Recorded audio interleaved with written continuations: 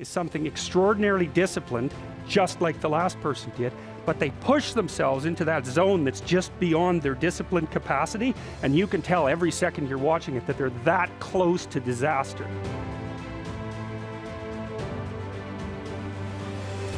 You often mention disciplining children so they behave. What is your advice for making them behave without resorting to corporal punishment? Well, first of all, it depends on what you mean by corporal punishment. Time out could be regarded as corporal punishment. It also depends very much on the age of the child. On your journey of success, a lot of times it's not about what you're gaining or what you're learning, but it's about what you're getting rid of, what you're taking away. And a lot of times that's going to be whatever's making you feel bad or feel negative. Because you want to get rid of all the negativity in your life. Make sure that none of it is there. You have to want to make sure that you don't have any negative things going on. You see, if you have the opportunity to get rid of it, why wouldn't you? Why would you keep something negative in your life that's hindering your experience and making you not want to be the real person that you are? So whenever the opportunity, get rid of the negative things in your life so you can be a better version of you.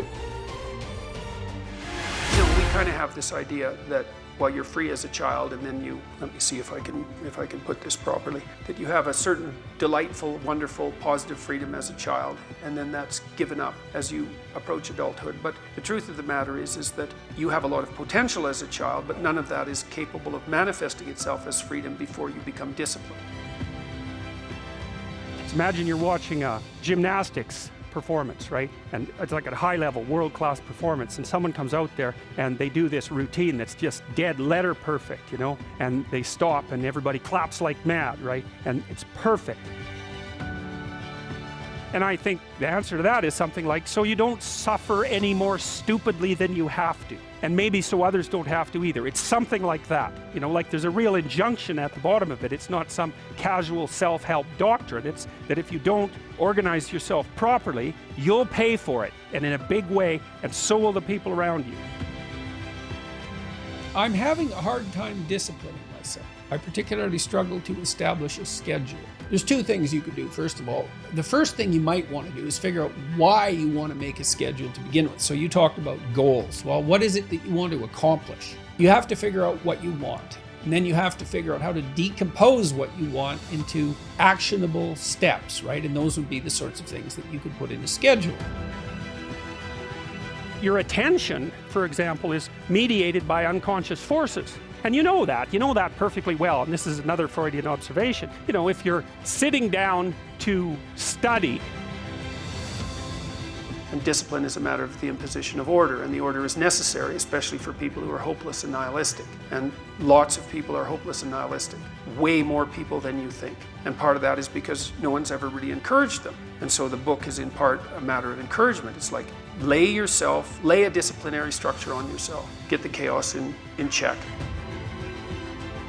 especially around dreams, but they're very hard to communicate because they're so specific to the context in which it occurs. They're very difficult to explain. So anyways, it's the synchronous event that drops all the animals to their knees. So there's the sun coming out and there's shining on them, and all the primates go mad for that, and that's of course exactly what we do when we applaud. I have a chapter in there called "Don't Let Your Children Do Anything That Makes You Dislike Them." And the reason that I wrote a chapter about that is because people who let their children do things that make them dislike them end up disliking them. And because there's a huge power differential, generally speaking, between adults and children, if you end up disliking your children because they're not behaving well. And you could say, well, I don't care about that, but that's actually not true. You actually do care about that, because if you're in pain, you will care about it. And so you do care about it, even if it's just that negative way, you know. It's very rare that you can find someone who's in excruciating pain who would ever say, well, it would be no better if I was out of this. I have to do something. And there's all these things I could do, and I don't want to make that decision every hour. So a schedule that you design, that you like, can be an incredible relief. So generating a view of your life consists of valued goals that you want to attain, and then steps by which those might be attained. And well, then you can ally that with a schedule.